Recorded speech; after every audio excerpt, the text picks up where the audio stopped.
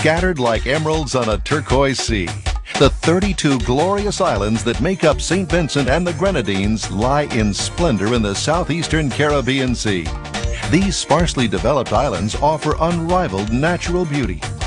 Unblemished beaches, thick rainforests, lush mountains, shimmering waterfalls, valleys fertile with volcanic soil, brilliantly colored wildlife, both on land and in the sea. These remote islands present the ultimate opportunity for outdoor adventure in the Caribbean. World-class sailing and yacht chartering, superb diving and snorkeling, swimming near isolated waterfalls, hiking to the crater of a rugged volcano, romping on white sand beaches, a place where nature remains pure and unspoiled.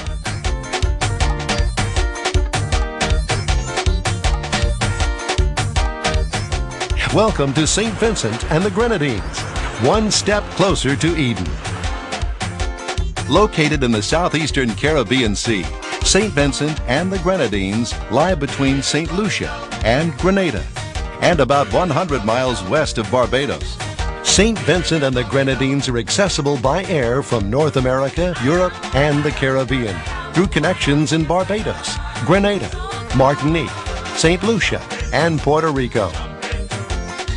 Airports are located on St. Vincent, Bequia, Mustique, Anawan, and Union Island. Other islands in this group include Young Island, Tobago Keys, Palm Island, Mairo, and Petit St. Vincent. The first people to live on these islands were a nomadic people called the Siboney, and then the Arawaks and Caribs. By the 16 and 1700s, the French and British laid claim to the island. In the 1630s, African slaves escaped from a Dutch slave ship and settled on St. Vincent. Descendants of the Africans and native Caribs became known as the Garifuna. Today, 90% of the residents here are of African descent, and only a few Carib descendants remain. In 1979, St. Vincent gained independence within Britain's Commonwealth. St. Vincent and the Grenadines are accessible by rental car, an organized bus tour, taxi cab, or water taxi, and of course on foot. To get from one island to another, travelers take ferries, speedboats, tour boats, or airplane, either scheduled or chartered. Exploration of St. Vincent begins at the Botanical Gardens on the outskirts of Kingstown. Established in 1765, these are the oldest botanical gardens in the Western Hemisphere.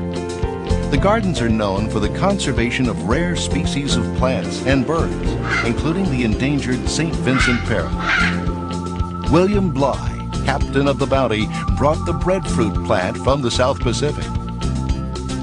Kingstown, the capital of St. Vincent, is marked by charming cobblestone streets, Georgian architecture, and lively shopping. Colorful tropical fruits and a variety of fresh seafood fill the bustling Kingstown market. Local artisans display paintings and handmade crafts. St. George's Anglican Cathedral, built in the early 1800s, has magnificent stained glass windows.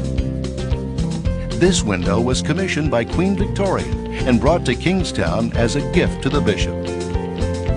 St. Mary's Cathedral, built in the same era, displays several styles of architecture, including Moorish, Romanesque, and Georgian. On top of Berkshire Hill, Fort Charlotte overlooks the Grenadines. These barracks once housed hundreds of British troops. Today, they are home to a museum and an intriguing collection of paintings depicting the island's original dwellers, the Garifuna Nation.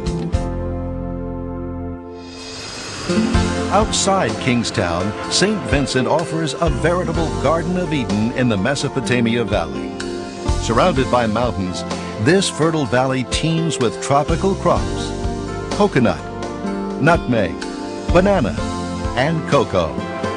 Refreshing streams flow from the mountains into the valley and on through the Yambu Gorge on the way to the sea. Nature trails abound in St. Vincent. lush, exotic flowers and trees display their vibrant colors across the landscape. What you have in St. Vincent is an unspoiled environment. A lot of medical and plant species that are quite unique are here located in St. Vincent. The Vermont Trail is a bird lover's heaven. This trail winds through a tropical forest that is home to many tropical birds, including the rare St. Vincent parrot that lives only on St. Vincent.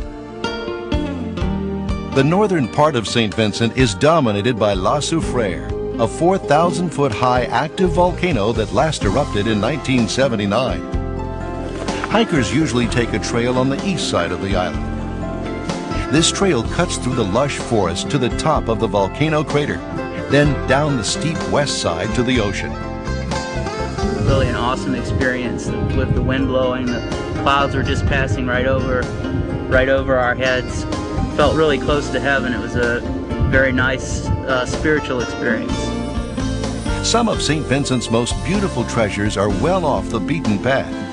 At the Falls of Belen, accessible only by boat, waters tumble 60 feet into a natural rock-lined pool carved by the falls. Few can resist a swim. Rivaling the Falls of Belen are the Trinity Falls. These falls rush through a dramatic canyon along the leeward coast and are accessible by a trail cutting through a dense rainforest. St. Vincent and the Grenadines have some of the world's most unspoiled seaside beaches. Moviegoers may recognize this beach. It's called Wally Laboo and was the main filming location for the hit movie Pirates of the Caribbean. Pirates 2 and 3 will be filmed here soon. More beauty awaits offshore, where visitors can sail on the blue, blue waters and dive among some of the most diverse and beautiful marine life. The waters here offer excellent dive locations for experts and beginners. Closer to shore, snorkelers must use flashlights to investigate what's known as the Bat Cave.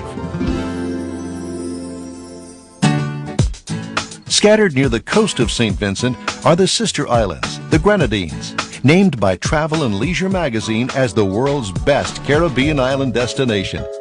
These islands are home to some of the best beaches in the Caribbean.